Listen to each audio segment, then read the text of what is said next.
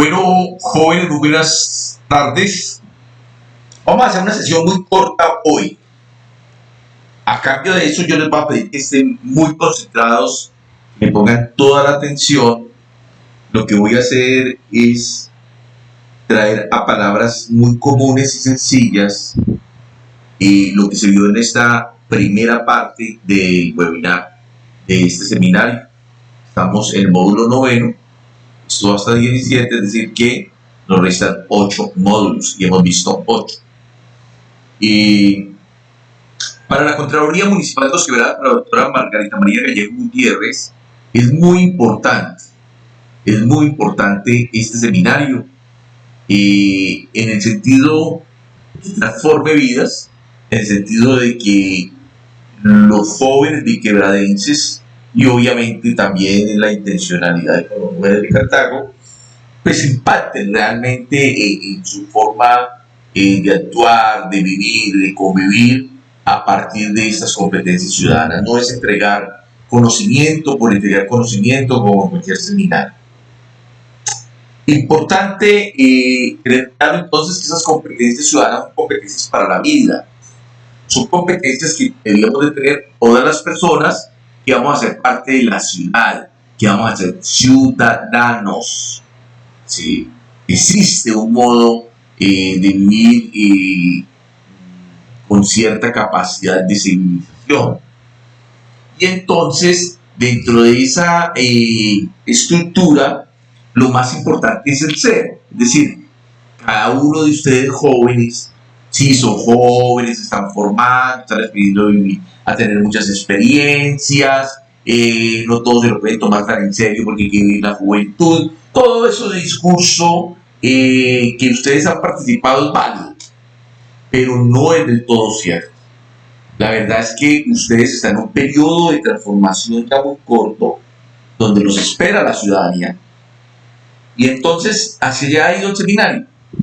¿Qué ciudadano espera Los Quebradas? ¿Qué ciudadano espera de Cartago de ustedes? Y máxime cuando han escogido formarse como líderes sociales, pues aún más implica que ese ser sea un ser muy fortalecido, un ser muy especial. Y entonces, usted puede escoger en la vida ser un joven común y silvestre, dejar su vida al azar, aleatoriamente a lo que Dios lo lleve, o usted puede ser una persona transformadora de usted mismo, de su propio proyecto y de la sociedad. Y entonces aquí empezamos a hablar del liderazgo, pero desde un enfoque de liderazgo auténtico, sin dejar de ser yo, como ser un referente para toda la sociedad, independientemente del rol que ocupe, independientemente de si hago parte de la ciudadanía como tal, o de una institución educativa, de una comunidad educativa, o si hago parte de un barrio, de una ciudad, o incluso de un partido político. Y entonces, tenemos 6 pautas que las repetimos durante esos 8 módulos. Última vez que las repetimos hoy, empezamos un nuevo ciclo del seminario, en la cual le decíamos, aprenda de su propia historia de vida. Cada módulo que yo enseñé aquí me dejó muchas enseñanzas.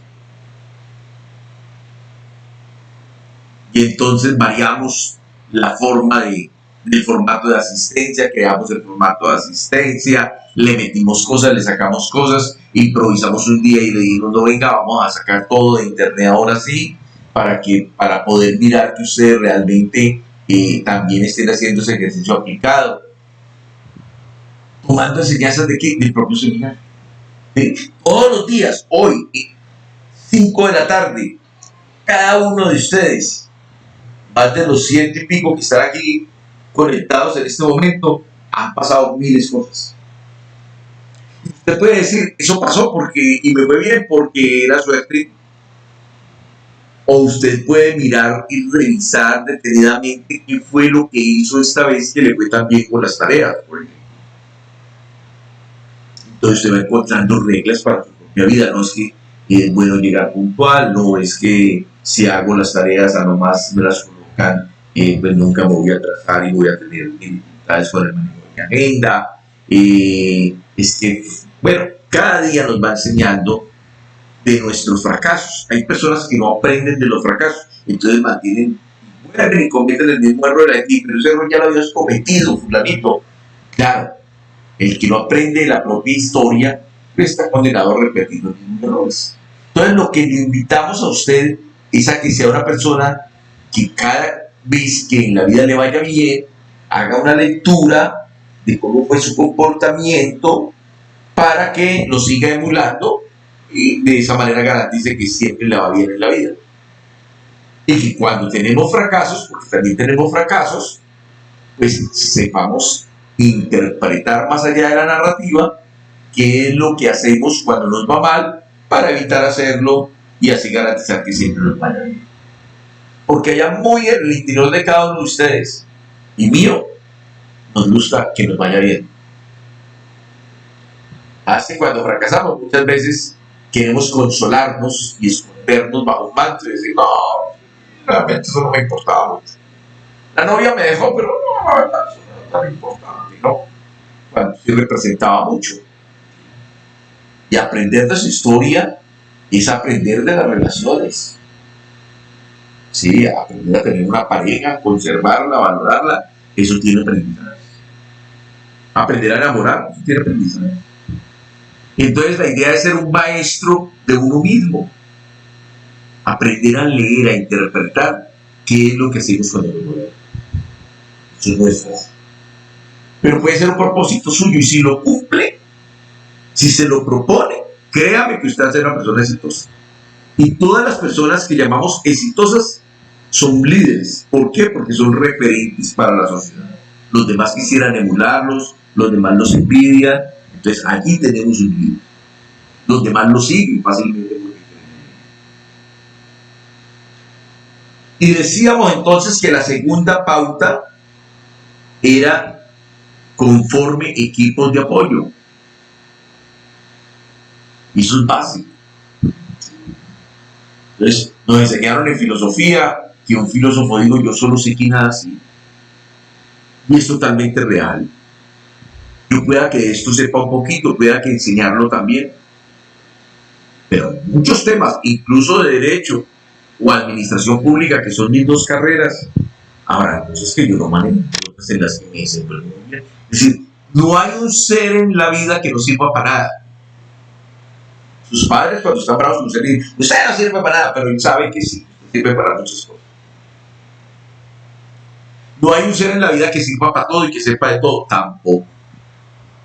Como eso es así, entonces, si usted quiere que el trabajo que usted desarrolla, la actividad que usted va a hacer, pues se desarrolle muy bien, pues lo ideal es conformar siempre en lo posible equipos de apoyo, rodearse de personas que complementan a mis competencias, a mis saberes, y con eso, pues obviamente yo voy a ser doblemente exitoso. Y conformar equipos de apoyo pues requiere aprendizajes también de la propia historia de uno, porque no está fácil conformar equipos de apoyo ni sostener equipos de apoyo. Eso implica algunas competencias, alguna inteligencia emocional para generar empatía con los otros, algunos saberes, aprender a reconocer, por ejemplo, los aportes de los demás, son muy importantes en los equipos.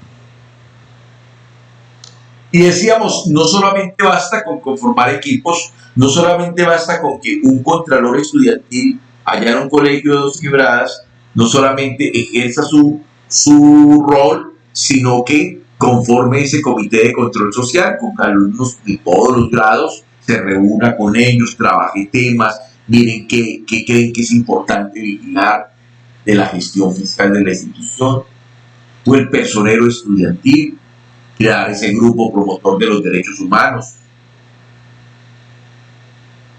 Estas son tareas que hace que una persona que ha entendido que es importante conformar equipos de apoyo. Pero esos equipos de apoyo hay que empoderarlos, hay que hacer que crezcan. O sea, hay muchas personas que son muy buenos para conformar equipos y hacen como la naranja, la exprimen y exprimen a ese pobre equipo y terminan acabándolo, agotándolo.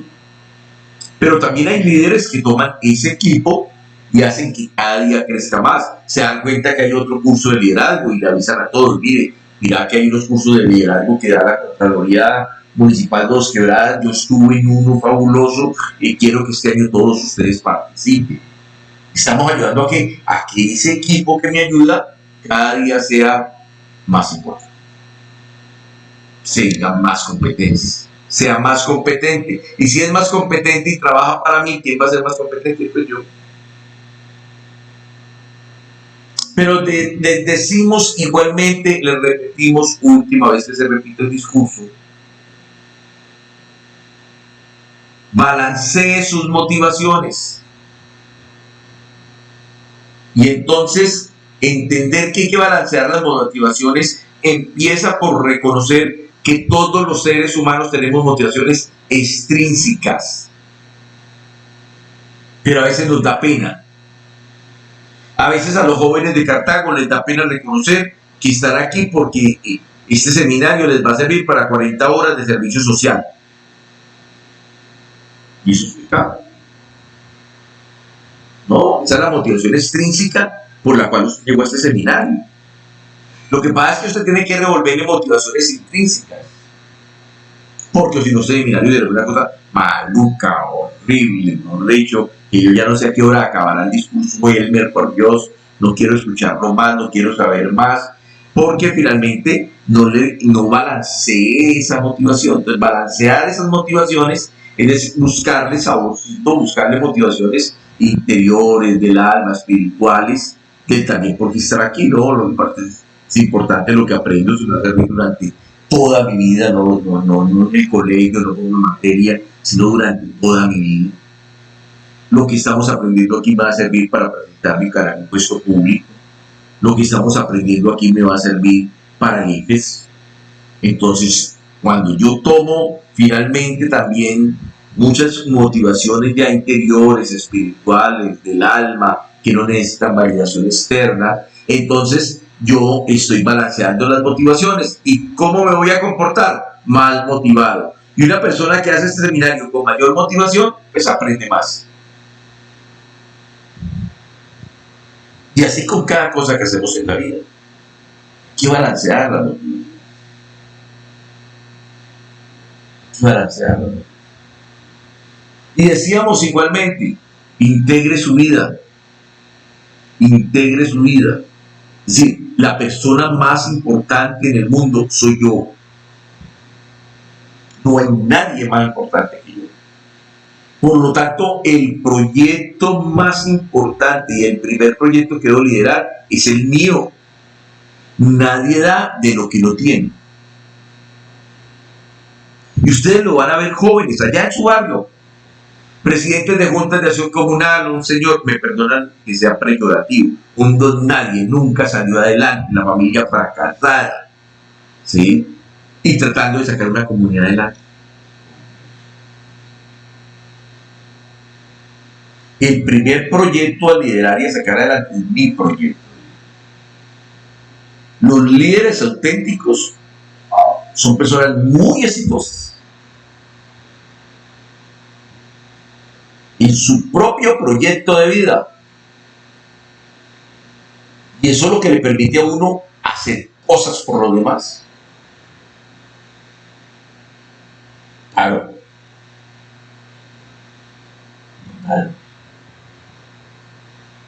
Si esto fuera presencial, yo les hubiera preguntado a uno por uno, ¿cuál es su proyecto de vida? ¿Para dónde va Jacqueline? ¿Para dónde va Valeria? ¿Para dónde va Cristal? ¿Para dónde va Alfredo? Cada uno de ustedes, ¿para dónde va? ¿Cuál es su proyecto de vida? No me van a decir que están liderando un proyecto en el colegio y que su vida es un fiasco. El líder auténtico integra su vida.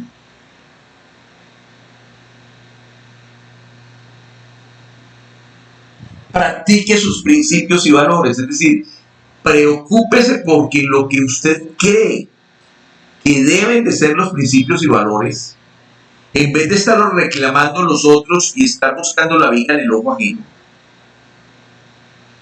en vez de pregonar que usted tiene esos valores y esos principios, practique sus principios y valores. Una persona que practica principios y valores es una persona que se destaca porque los demás lo reconocen en esos principios y valores. Esos son referentes para la sociedad. Ese es el líder.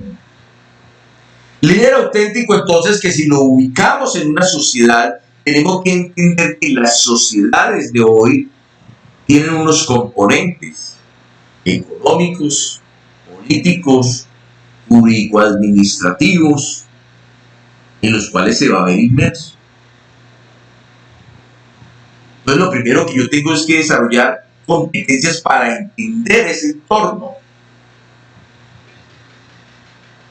¿Y cómo es ese entorno económico? Pues estamos en una economía liberal. Recuerden, cuando estamos hablando del liberalismo económico, estamos hablando de capitalismo.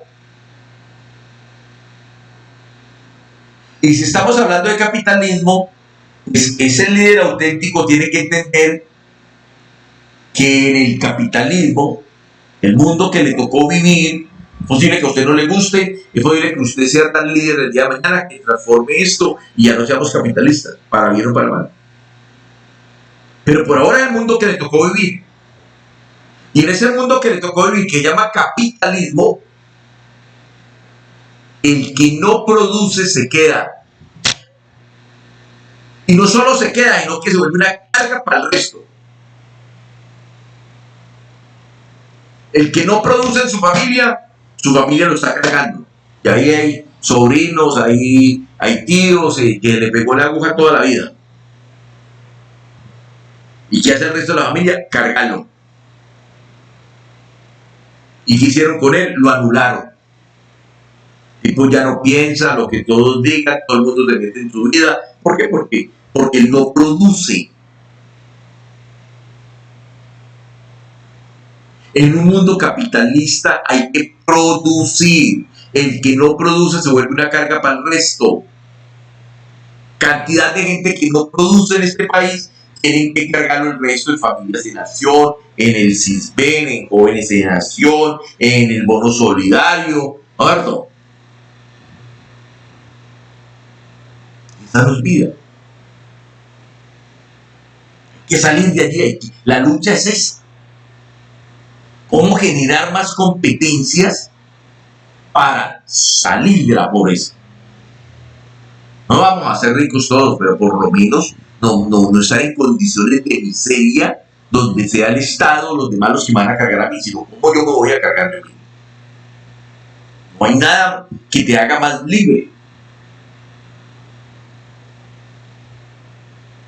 Y en esa dinámica del capitalismo, entonces yo tengo que entender que como no todos lo logran, entonces es necesario que exista el Estado para que redistribuya el ingreso, recoja multas, impuestos, tasas, contribuciones y entregue bienestar para las personas que no se pueden pagar su propia salud, también tengan salud, para que quienes no pueden pagar su propia educación también tengan educación, para que quienes no puedan acceder a una vivienda pues tengan un subsidio de vivienda y lo puedan hacer. Ese es el rol allí del Estado, de entrar a arreglar un problema que esa economía, a pesar de que los del liberalismo económico y los que lo crearon, los decían que había una mano invisible que arreglara los problemas de la economía, esa economía no es capaz de arreglar solita todos los problemas de la sociedad, entonces tiene que estar allí el Estado. Pero tenemos que defender la existencia del Estado y tenemos que apoyar la existencia del Estado mientras seamos un mundo capitalista, porque en el mundo capitalista van a haber pobres siempre y esas personas pobres van a demandar unas necesidades básicas que tenemos que llegar a suplir.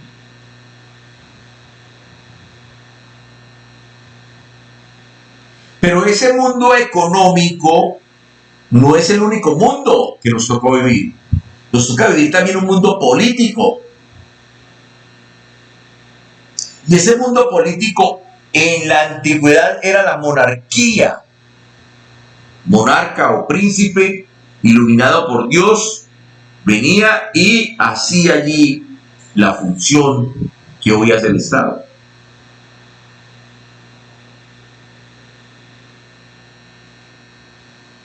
Pero yo tengo que entender que eso se fue transformando, que ya no somos súbditos, que ya ese concepto de Estado pasó por un concepto de Estado de Derecho, donde allá en la Revolución Francesa, en la Revolución Inglesa, se fueron fraguando todas esas libertades humanas, y que cuando hablamos ya de una organización política y jurídica que se compromete con esas libertades humanas, estamos hablando del Estado.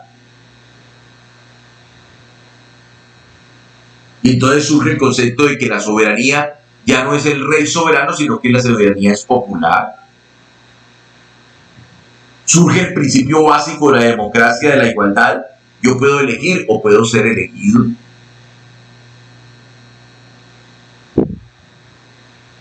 Y entonces cada país, cada organización de esa humanidad sectorizada, localizada, se da una forma de organización política y jurídica,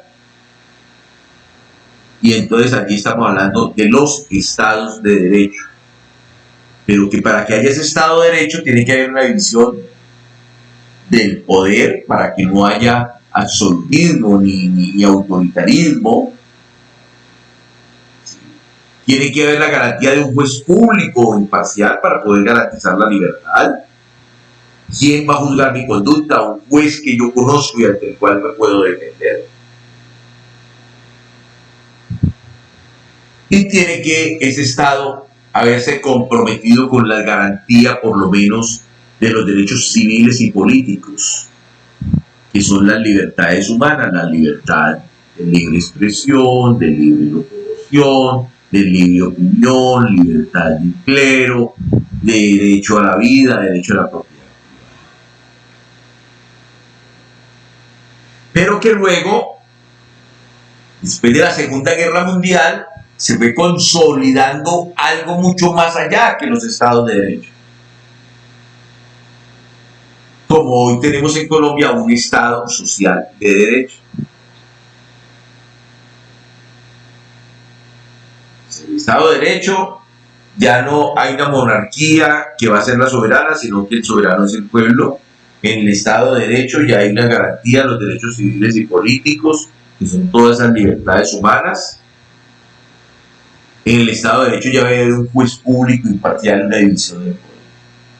Pero luego vamos a transformar ese Estado para que ya no sea el ciudadano en función de ese Estado, sino un Estado al contrario, antropocéntrico, centrado en el hombre, donde lo más valioso es el principio pro homine, que se inspira en mirar qué es lo que hace diferente al hombre del resto de su reino animal al cual pertenecemos. Y entonces encuentra allí en la inteligencia, en la razón, en el libre albedrío, el derecho a tener unas condiciones mínimas, unas capacidades mínimas, que son los derechos humanos. Y entonces decimos, aquí ya no necesitamos un Estado que nos garantice libertades, sino un Estado que se comprometa con el goce y disfrute de todas las personas de sus derechos fundamentales, para que todo el mundo, todos los asociados a esa constitución, a ese modelo que es el Estado Social de Derecho, pues estén gozando, disfrutando no solamente de las libertades humanas, sino también de otros derechos más allá de los civiles y políticos, derechos económicos, sociales y culturales, como es el derecho a la salud, el derecho a la educación, el derecho a la vivienda, y mucho más allá, derechos colectivos y derechos de solidaridad, como es el derecho al medio ambiente o el derecho a la paz. Y entonces en ese modelo es en el que estamos en el Estado Social de Derecho de 1991. Mucho de mucha más avanzada que ese Estado de Derecho.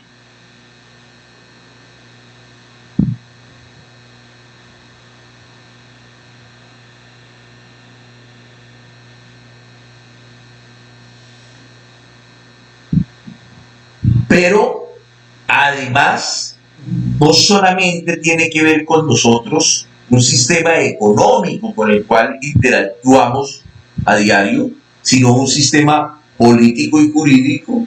Entonces conocimos que somos una república porque aquí hay elecciones, somos democrática, participativa y pluralista, que la democracia participativa es una democracia que va más allá de elegir y ser elegido, y me permite a mí poder influir en las decisiones del gobierno mediante unos espacios de participación y unos mecanismos de participación. Y ya hay inmiscuidos, entonces tenemos que entender que también a diario vamos a interactuar como ese Estado, ya no como fenómeno político jurídico, sino como administración pública.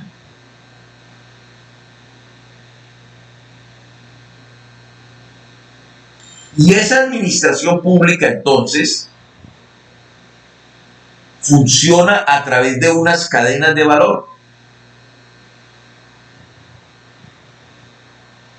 Las instituciones públicas toman insumos, tienen elaborados unos procesos, es decir, una forma de hacer las cosas, y toman, con esa forma de hacer las cosas, toman esos insumos para producir, porque lo hemos dicho al cansancio, en un mundo capitalista hay que producir. Entonces el Estado también en sus instituciones tiene que producir valor.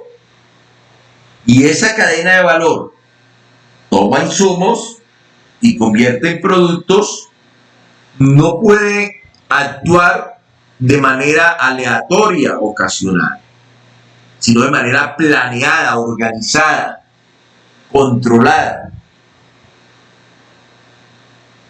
Y por eso entonces surge un principio que es el principio de la eficacia.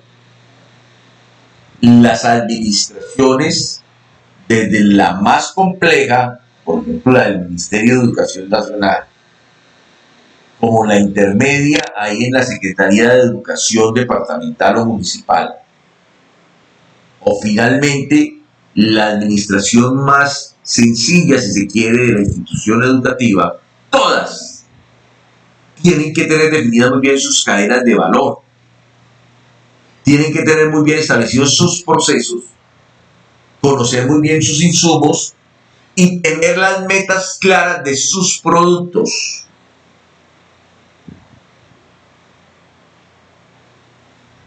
Y cuando una institución cumple con los productos que se planteó, está cumpliendo un principio de esa administración, que es el principio de la eficacia. Eficacia es cumplir la meta. Pero yo puedo cumplir las metas en un derroche inmenso de recursos. Entonces ahí surgió otro principio dentro de esa cadena de valor, que es la eficiencia. ¿Qué es lo que se premia? Y la relación costo-beneficio, hacer más con menos.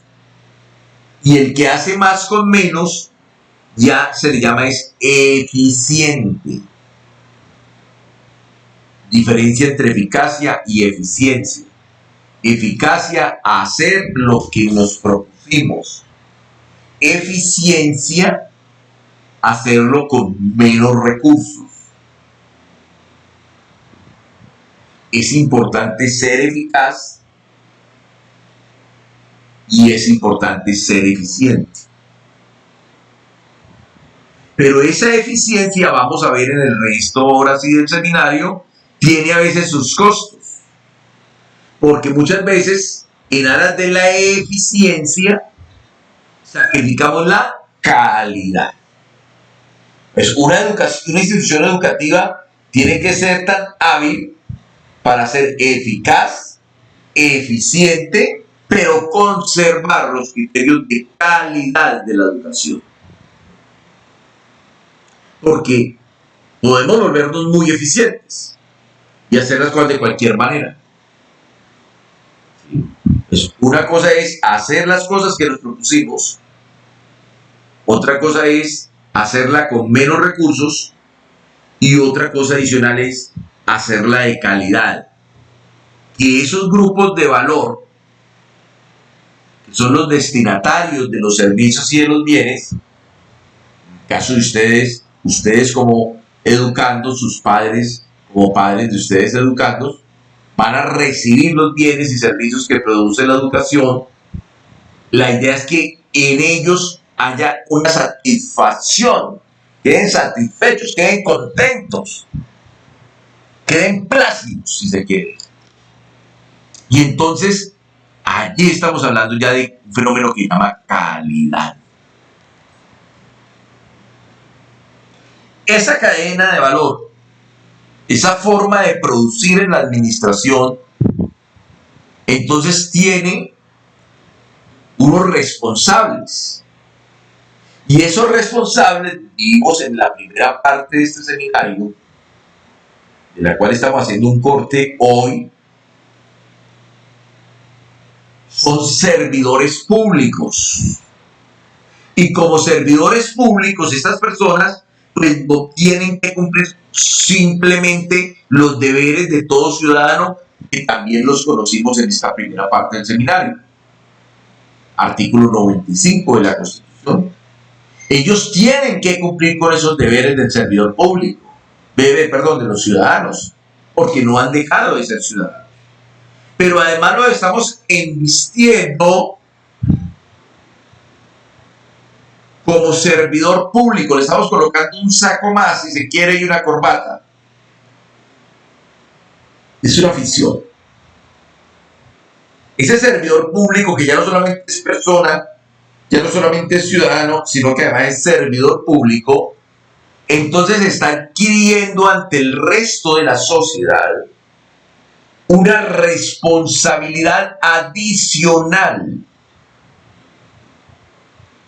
Y por eso vimos y nos quedó con toda claridad cuáles eran los deberes del ciudadano y luego cuáles eran esas responsabilidades adicionales a las que se ve sometido un servidor público.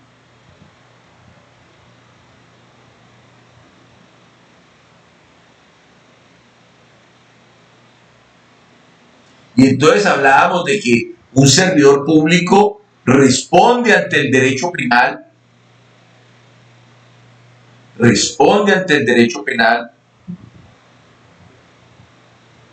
porque hay unos delitos en nuestro Código Penal, en un capítulo donde el bien jurídico tutelado, dicen los abogados, es decir, es el bien jurídico tutelado. Lo que la sociedad quiere proteger en ese capítulo es la administración pública. Cuando usted escuche en la prensa o escuche un abogado decir, el bien jurídico tutelado, está diciendo lo que la sociedad quiso proteger en ese capítulo, en ese título del Código Penal, fue la administración pública. Entonces, cada vez que un servidor público comete el delito de peculado, concusión, abuso de autoridad, cohecho, los delitos que están allí, y está haciéndose responsable penalmente en unos delitos que requieren esa calidad de sujeto. Es decir, un ciudadano común no puede cometer esos delitos generalmente. ¿Por qué? Porque no es servidor público. Entonces, la mayor parte de esos delitos requieren un sujeto calificado. ¿Cuál es el sujeto calificado? El servidor público. Si no es servidor público, no le cabe ese delito. ¿Cómo un ciudadano va a abusar de autoridad si es que no tiene autoridad? Entonces, mire que el servidor público responde por unos delitos por los cuales los otros ciudadanos no responden, ¿Y por qué pasa eso? Porque son delitos que son hechos solamente para los servidores públicos. Han sido diseñados allí dentro de esa inspiración de prevención general que hace el derecho penal, diciendo, mire, estas conductas, ojo servidor público, que le aplican a usted y solo a usted.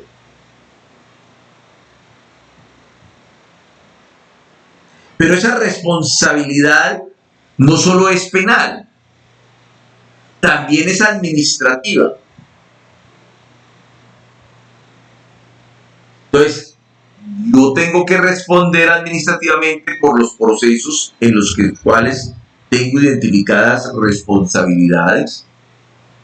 Tengo que responder como servidor público por las funciones que están en los manuales de funciones de esas entidades. Sí, todos los cargos, muchachos, todos los cargos tienen unas funciones en la Constitución, en la ley o en los reglamentos. Siempre van a haber unas funciones. No hay nadie que no tenga funciones en el servicio público. Y él va a responder por esas funciones ante quién? Ante su superior.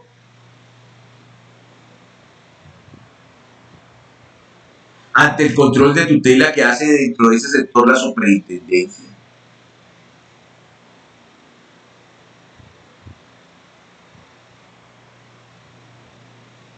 Pero esa responsabilidad también es fiscal, porque ese servidor público maneja recursos. Entonces hay un deber ser para el manejo de esos recursos. Y si él no maneja esos recursos bajo ese deber ser, así no se lo roben.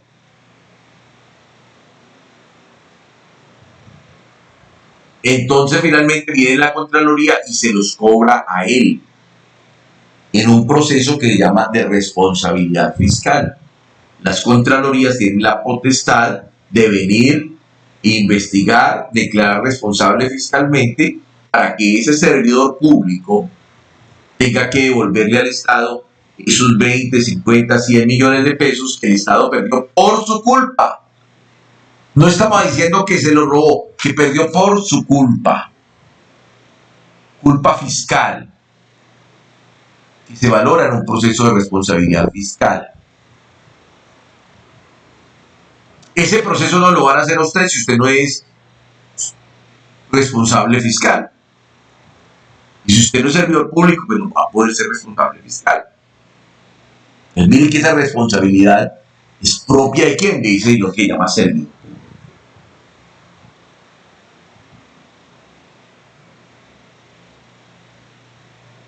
Pero él tiene una responsabilidad disciplinaria, es decir, sus códigos de conducta son más exigentes que los del ciudadano común y corriente, y tiene un ministerio público, una procuraduría y una personería que está pendiente de calificar su comportamiento disciplinario.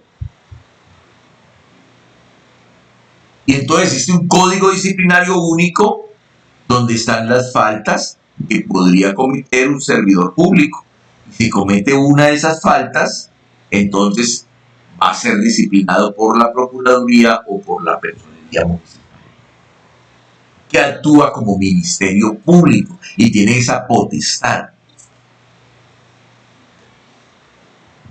Entonces responde fiscal, responde disciplinariamente, responde penalmente, responde civilmente, porque con su propio patrimonio, resulta que yo, trabajando muy duro en la vida, me hice un patrimonio de 200 millones de pesos. Mío, lo trabajé. Pero resulta que por culpa mía, el Estado perdió 200 millones de pesos. Entonces existe un proceso en el derecho que se llama de repetición, donde viene el Estado y me dice, señor, usted ahorita me va a devolver los 200 millones, adelantan ese proceso de repetición y me embargan la finca, el carrito, la casita y me quitaron mi platita en una responsabilidad civil que tengo yo que se derivó de mi ejercicio como servidor público.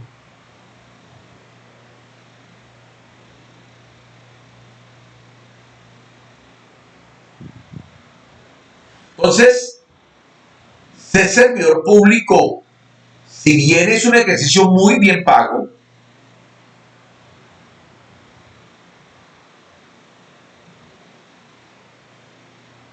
es un ejercicio, eso no es simplemente decir, qué chévere, yo soy docente, ¿sí? Eso te hace servidor público y te pide entonces unas responsabilidades diferentes. Y muchas de esas responsabilidades tienen que ver con el ejercicio democrático. Entonces eso me perfila.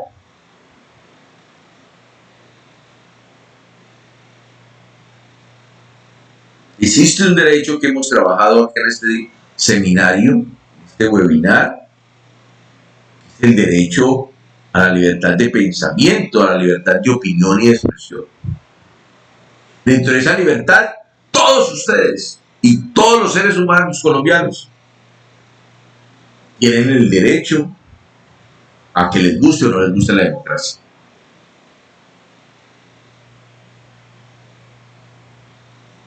Pero si usted escoge ser servidor público, ya su actuar va a ser el de un demócrata. Tiene que ser un demócrata, no puede ser otro.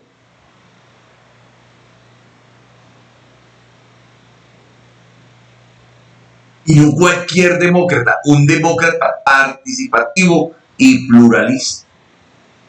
Y entonces es donde vimos en esos módulos anteriores que no entregar información, es decir, no publicar en la página web, en las carteleras, los informes de gestión, los informes financieros, los informes fiscales de cumplimientos de meta, los informes de control interno, todos los informes que rinden a otros órganos de la institución educativa, pues es una falta que está tipificada en el código disciplinario. ¿Y por qué? Porque yo ya cuando escojo ser rector, cuando escojo ser coordinador, cuando escojo ser docente, ya no es lo que yo piense, sino que hago parte del Estado y me someto a una cultura, a una forma de hacer las cosas, a una forma de cumplir las rutinas administrativas que se sale allí de mi capacidad y de mi libertad. Entonces se me impone una. Acatar y poner en práctica los mecanismos de participación que se han diseñado por la ley. Es decir, respetar las funciones que tiene el personero estudiantil, respetar las funciones que tiene el contralor estudiantil, respetar las funciones del consejo directivo y solamente ocuparme de lo que me toca como rector. Ya no, ahí ya no vengo yo a decir, no, lo que pasa es que a mí la democracia, la verdad, no está entrando con gente como que no.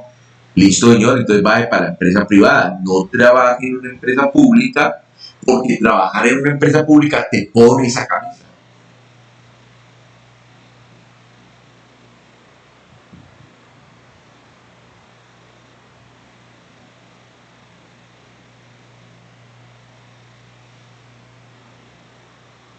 Quiero escuchar muchas cosas de ustedes propias en el formulario de hoy, en la asistencia de hoy. Quiero que me demuestren allí lo más importante que se ha quedado, lo que realmente han aprendido, lo que consideran valioso, si algo ya han puesto en práctica de este seminario.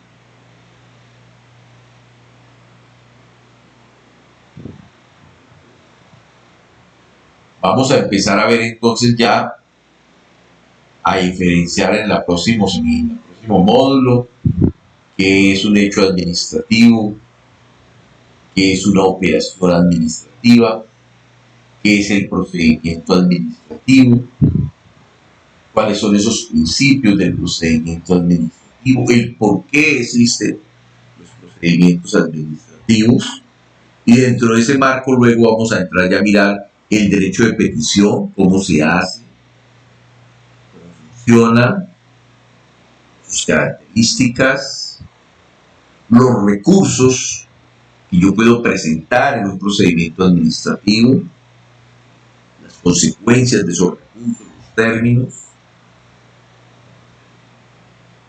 Luego nos concentraremos entonces en las acciones públicas de protección, de la tutela, de las acciones populares y de grupo, de la acción de cumplimiento,